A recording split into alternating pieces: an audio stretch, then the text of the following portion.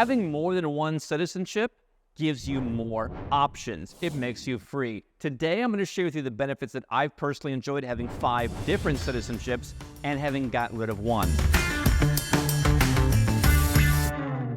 Over the years, I've accumulated citizenship in 5 different countries other than where I was born in the United States. And somewhere along that process, decided to give up my U.S. citizenship. I'm going to talk about the benefits of having 5 different passports and what you can do, whether you want to get to that number or whether you just want to have dual or perhaps triple citizenship, how you can use that to your advantage. I'm going to go through all the different ways you can use your citizenship to benefit you and how multiple citizenships benefits you even more. But I'm also going to share one attribute of holding certain citizenships that you may have never thought about, so stick around for that. What can you do with citizenship? First things first, you can travel. You can get a passport from that country as their citizen, and you can travel. And so most Western citizens have what we call Tier A passports. You can go to the US, you can go to Canada, you can go to Europe, you can go to Australia.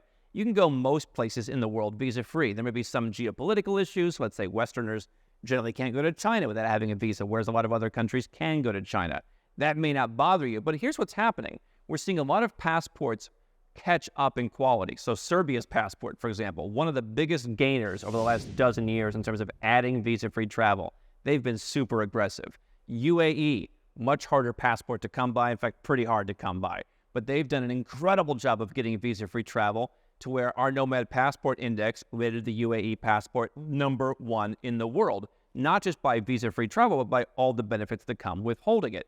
And so you get to travel around the world. But here's what's happening on the other side. If you're not an EU citizen, you're now going to have to apply for what's called ETIAS in 2024 to visit Europe. So if you just want to go to Spain, an American or a Canadian, an Australian can't just get on a plane anymore. It's going to be a pretty simple process to go through, but it's going to show you how countries are imposing small barriers on being able to visit their country. And quite frankly, a lot of what we call Tier B passports, the kind you get by investment, let's say, in a Caribbean country through citizenship by investment that we help people get. Countries where you might be naturalized in, like a Mexico, for example, where a lot of Americans are moving for more freedom. Those passports are dramatically increasing. They're going to have some of the same restrictions, let's say, in going to Europe, where you have to fill out a form, but they're actually easier to travel with in many other places. So that's the first benefit of having a citizenship. The more passports you have, the more places you can go to without doing that. And so if one of my 5 passports was an EU country passport, I would be exempt from that requirement. The other thing you can do with a passport is you can live in or retire in a country. And so look at the cost of living in the US. Look at crazy inflation in countries like the UK. If you are on Social Security, if you're on some kind of pension, if you have fixed income, heck, even if you don't, prices are going through the roof and services and benefits and everything around you is going down in many Western countries.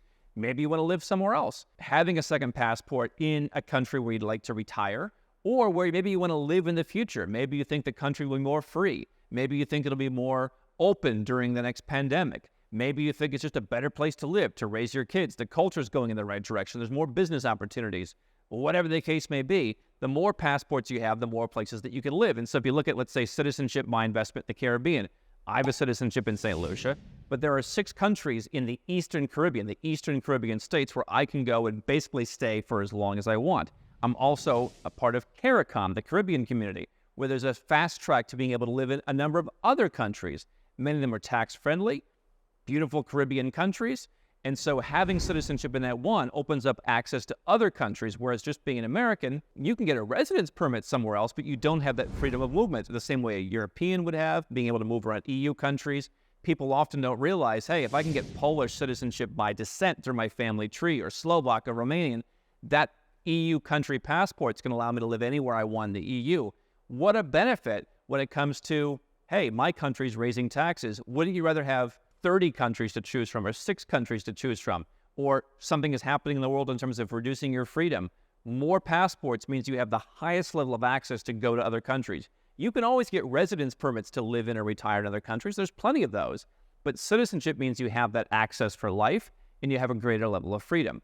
You can also use a passport to send your kids to study somewhere else, often at lower cost. If you're American, you're probably going to save money sending your kids to school in Europe. And if you were able to get EU citizenship, you're going to save potentially even more. You can work. This may be the one benefit of U.S. citizenship, and yet for me as an entrepreneur, and probably for a lot of people who even have remote jobs, you may not need U.S. citizenship anymore to physically work in the U.S. There is, as we follow here at Nomad Capitalist, a global talent rush where we hire the most talented people around the world who have great aptitude, who have a great attitude. We don't find those people, generally speaking, in the U.S., and the U.S. policies make it much more difficult, but you can get a job anywhere you've got citizenship. So if you have U.S. citizenship, especially if you're like, let's say, a doctor, you're going to make the most money there. But having other citizenships gives you opportunity to work in those countries. And so this is an area where if you are American or Canadian, maybe having European citizenship, which you can get through descent, for example, you can get by investing in a golden visa and just waiting it out in a country like Portugal. Having the ability to work in any EU country certainly wouldn't be the worst thing in the world, depending on the kind of job you had. And it gives your kids more opportunities if you pass that passport on down to them. Opening a bank account, certain countries, it's harder to open a bank account as that citizen. Buy real estate. Certain countries give special conditions to being able to buy real estate. So if I have 5 passports, that means I have not only individual countries, but as I mentioned, blocks of countries like the Eastern Caribbean states or the European Union, where I may have, a special privileges. There's certain agricultural lands in some EU countries where if you want to buy, they're incredibly cheap. Maybe you want to be more self-sufficient, but the conditions are easier for citizens than they are for foreigners. It may not be entirely impossible for a foreigner, but it's harder. You can start a business. This is not as relevant, but certainly it's easier in some countries. I know people who've gotten citizenship in far-flung countries because they wanted to be on par with the locals, whether it's a gentleman 45 years ago who became a citizen of Vanuatu to be on par. I have friends who've gotten citizenship in Asian countries because they want to be on the same level of doing business in places that have tremendous opportunities, and they could do business as foreigners, but they're elevating themselves by doing that. Now, those are all benefits of having citizenships, and so I have 5, and that gives me lots of different countries that I can live in, lots of different countries that I can travel in. I like having a mix of, let's say, smaller countries that are a little bit further away. One country we've talked about a lot is Turkey has a citizenship by investment program. You can get to to Istanbul from almost anywhere in the world on Turkish Airlines, which is my airline of choice in most cases. And so let's say the next pandemic happens. Let's say you need to get to your home pretty quickly. You buy a property in Turkey, you get citizenship in Turkey. Now, wherever you may be in the world, if you need to get back to your country, you show your Turkish passport, you get on the flight. You don't even need to stop and worry about what the rules are for transit, let's say during a pandemic when countries are closing things down. That is potentially a benefit. Now, here's the potential problem with citizenship is you can be judged. We're seeing this getting worse and worse for a number of Western countries. For example, there was a spat between Sweden and Iraq, and now certain Swedish businesses are encountering some problems in the Arab world. Obviously, Americans have long been judged, but you're seeing other Western countries now being dragged in and said, oh, you're in NATO, you're in this, you're in that. As business opportunities exist all around the world, I think that could be a liability. You want to have your business be global. You don't want to rely on just one market. And the next time there's a recession in the Western world, you're not going to be selling to countries that are continuing to grow in India or Cambodia or Indonesia, where they've grown through other recessions. You're also going to be judged, let's say, for opening bank accounts in other countries. Not just the U.S., but in some banks, the UK. Other countries have been judged. We don't want your money. We don't want to provide you diversification. And so when it comes to banking and things like that, if you're an American, that trumps everything else. I mean, you can't just say, hey, with this bank, I'm a citizen of St. Lucia. If you're American, that's going to still limit your opportunities. So it's not a cure-all, but certainly I think you're going to see more and more judgment. And so for me, having multiple passports that fit different profiles, not only do I have an affinity for some of those countries, but it also says, hey, if something bad happens somewhere, I have the ability to go somewhere else, and I can present myself as I want. Obviously, I'm always going to be truthful. If the bank says, hey, list all your nationalities, hey, here they all are. But even a place like Africa, for example, I think this century, you will see advancements in Africa. You see a lot of stuff going on right now. They're trying to just geopolitically and financially make improvements. That's not going to happen tomorrow. But even if you could get citizenship in some African country, you don't want to be judged for having a citizenship that's too far flung there, but maybe you live in Mauritius for a couple of years and you can get citizenship there. Having access to that block of countries, you're going to see lots of different blocks of countries that aren't going to be Western. You can still have the Western blocks, but I would look at having some kind of other kinds of blocks. And so benefits for me is I can travel almost anywhere I want. There's a few countries that I can't go to because I have not gotten another Western passport yet. I might in the future. I've talked about my issues with citizenship by descent. It's not necessarily perfect, I missed citizenship by descent in a European country by 2 years. But I can travel to certain countries that Westerners can't travel to. I, quite frankly, don't have a great desire to go to Canada or Australia. I've been to both of them. Nothing against those countries, but it's not a place that's, it's out of my way. I don't really want to go there. So, if I wanted to go and I had to go and apply for a visa, it wouldn't really be the worst case scenario. Certain people can't live with that. So, okay, you want to have that Tier A European passport. But pretty much, if you have multiple citizenships, you can travel wherever you want. And if I just wanted to add an EU country in there, I could do that. You can live in multiple countries again. So whether it's 1, 2, 6, 30, we've put together passport portfolios for folks where they would have the access to live in 40 different countries. They're not going to be citizens of 40 different countries, as some of these citizenship salespeople will tell you. But they will have, let's say, 4 or 5 passports, and they'll have access to be able to move around 40 different countries, including maybe a passport they have now but they're keeping, and adding new passports. Imagine having access to 40 different countries and not even having to get a residence permit. Just when you get there saying, hello, I'm here. That's flexibility during pandemics, just for general lifestyle, work, study, retirement. Earn in Ireland, one of the highest income countries in the world right now. Retire to Spain, one of the most affordable countries in the world right now. You can do that. Any EU country where you can get citizenship by descent would allow you to do that, would allow your kids to do that. So we had one case study. They were Canadian by birth. We got them Polish citizenship by descent because one of the people, I believe the husband, was of Polish ancestry. Now they can live anywhere in the EU. The spouse gets a residence permit. They can potentially naturalize in a European country in the future. They got St. Lucia citizenship. Now they've got 6 countries there. They got Turkey, and they were working in Mexico because they got a residence permit, and they would have to spend a couple of years living in Mexico, a good chunk of the year to get that one. So Canada, Poland, St. Lucia, Turkey, Mexico. With Mexico, now you open up certain opportunities in Latin America. Turkey is just Turkey, but well-connected. St. Lucia opens up the Eastern Caribbean states. Poland opens up the European Union. Canada certainly probably has an easier time if you wanted to go to the U.S. So that's the benefit of being able to not only travel, but live in multiple countries by having a passport portfolio. What I talked about earlier also, blending in geopolitically. We're seeing, again, U.S. and U.K.